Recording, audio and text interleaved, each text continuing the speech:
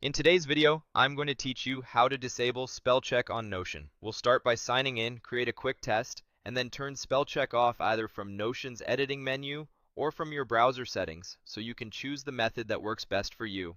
Open your browser and go to notion.com. On the home page, click Login. When the sign-in options appear, choose to continue with Google, then select your account to enter your workspace. Once you're in, add a new page so we have a clean place to test.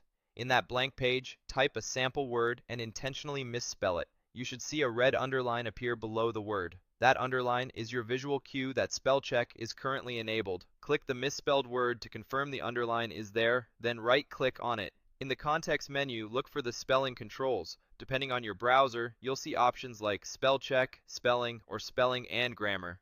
Turn spell check off here. This change immediately removes the underline in Notion because Notion uses your browser's built-in spell checker while you type. If you don't see a spelling toggle in that right-click menu, you can switch it off in your browser settings instead. In Google Chrome, open Settings, go to Languages, then open the spell check section and turn spell check off. Some browsers allow you to disable it per language. If you see multiple languages listed, make sure the toggles are off for the ones you use.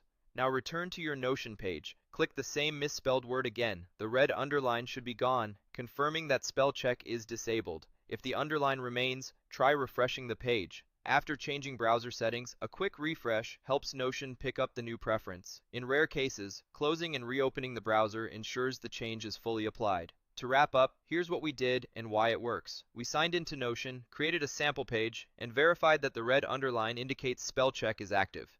We then disabled it either from the right-click context menu or from Chrome settings under Languages. Because Notion relies on the browser's spell checker, turning it off in your browser turns it off in Notion. Keep in mind this setting applies to the browser you're using.